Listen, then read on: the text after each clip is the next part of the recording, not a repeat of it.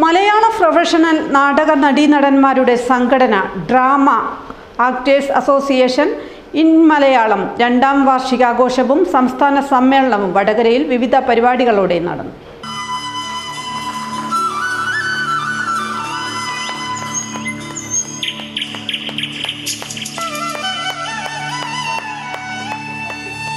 Town ഹാളിലെ PR ലാഗേഷ് നഗറിൽ രാവിലെ നടന്ന രണ്ടാം വാർഷിക പൊതുയോഗം രക്ഷാധികാരി വക്കം ബോബൻ ഉദ്ഘാടനം ചെയ്തു.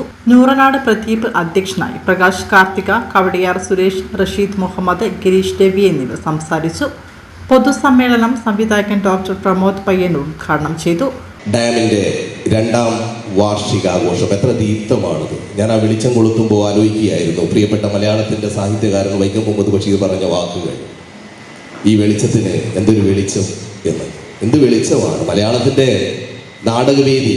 നമ്മൾ ഇന്ന് കാണുന്നതല്ല, മലയാളത്തിൻ്റെ ചിന്തകളെ, മലയാളത്തിൻ്റെ പ്രത്യയശാസ്ത്രബോധങ്ങളെ, മലയാളത്തിൻ്റെ സാമൂഹ്യ നീതികളെയൊക്കെ തിരുത്തി എഴുതിയ കരുത്തിൻ്റെ വഴിത്താരകളാണ് മലയാള നാടകവേദി എന്നും മുന്നോട്ട് വെച്ചിട്ടുള്ളത്.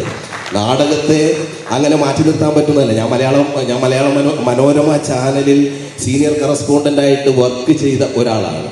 മനോരമ ന്യൂസിലായിരുന്നു അത്. അന്നൊരിക്കൽ എന്നുള്ള പേര് നിങ്ങൾ ഇപ്പോഴും ഓരോ പ്രതിഭകളെ കുറിച്ചുള്ള, ജീനിയസുകളെ കുറിച്ചുള്ള ഡോക്യുമെൻ്ററി മേക്ക് ചെയ്ത ഒരു സംവിധായകൻ എന്നുള്ള രീതിയിൽ അവിടുന്ന് ഇറങ്ങിയ ശേഷമാണ് വത്സേട്ടൻ പറഞ്ഞ ഈ കാര്യം നടന്നത് എന്ന് തോന്നുന്നു. എന്ത് ആഭാസതരമാണ് മാധ്യമങ്ങൾ എന്ന് പറയുന്നത്. അതുപോലെ തന്നെ നവമാധ്യമങ്ങൾ എന്ന് പറയുന്നത് എന്തും ഏതും ട്രോളാമെന്നും പറയാമെന്നും ഒരു ഉൾക്കാമ്പുമില്ലാതെ കാര്യങ്ങളെ വക്രീകരിച്ച് ഹാസ്യത്തിന്റെ. വത്സൻ നിസരി അധ്യക്ഷനായി. സംഘടനയുടെ ശ്രേഷ്ഠ പ്രതിഭാ പുരസ്കാരം പൗർണമി ശങ്കറിന് സമ്മാനിച്ചു. നാടകാഭിനയത്തിനിടയിൽ വേദിയിൽ അന്തരിച്ച PR ലഗേഷിന്റെ കുടുംബസഹായം വിതരണം ചെയ്തു.